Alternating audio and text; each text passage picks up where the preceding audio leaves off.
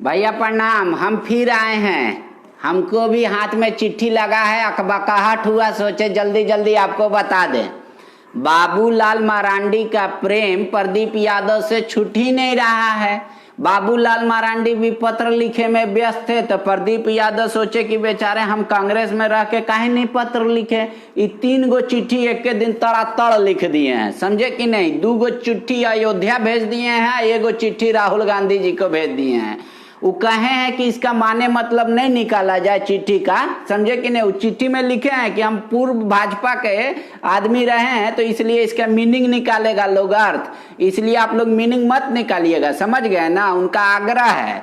वो 2 गो चिट्ठी भेजे हैं, पहले आपको उसका हम जिक्र कर देते हैं। एगो राम मंदिर निर्माण समिति अयोध्या के अध्यक्ष को भेजे हैं और श्री राम भूमि तीर्थ क्षेत्र ट्रस्ट अयोध्या, इन दोनों अध्यक्ष जी को चिट्ठी लिख के भेजे हैं कि हे आदरणीय अध्यक्ष महोदय, ये जान के बहुत ही अति प्रसन्नता है कि अगस्त में राम जन्मभूमि में मंदिर, राम मंदिर का निर्माण होना है। उसका शिलान्यास कार्यक्रम में आप लोग देश के प्रधानमंत्री मोदी जी को बुलाए हैं, ये अच्छा काम किए हैं।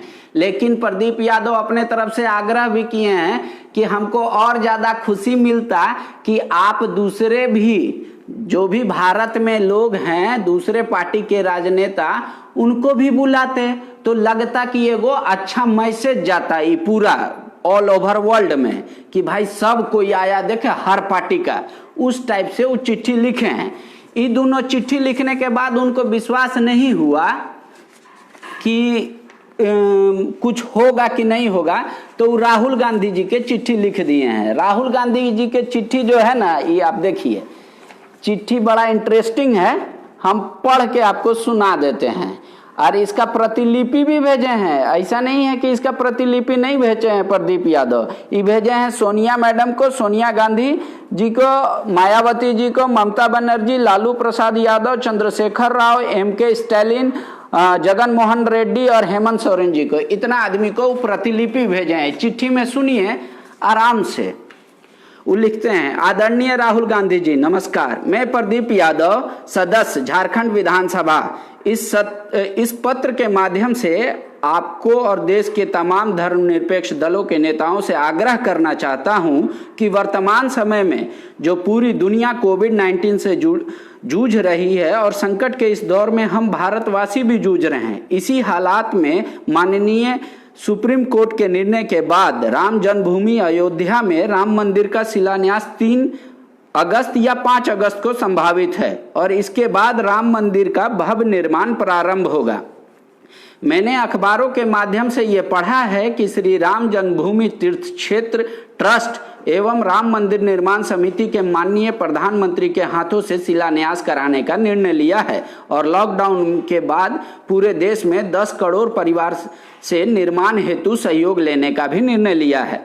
मेरी समझ से कांग्रेस पार्टी को पूरी सक्रियता और आत्मीयता से इस निर्माण में भागीदारी बननी चाहिए। पार्टी को स्वयं आगे बढ़कर धन संग्रह कर मदद भी करनी चाहिए, जिसका नेतृत्व स्वयं आप करें, मतलब राहुल जी स्वयं नेतृत्व करें इस चीज का।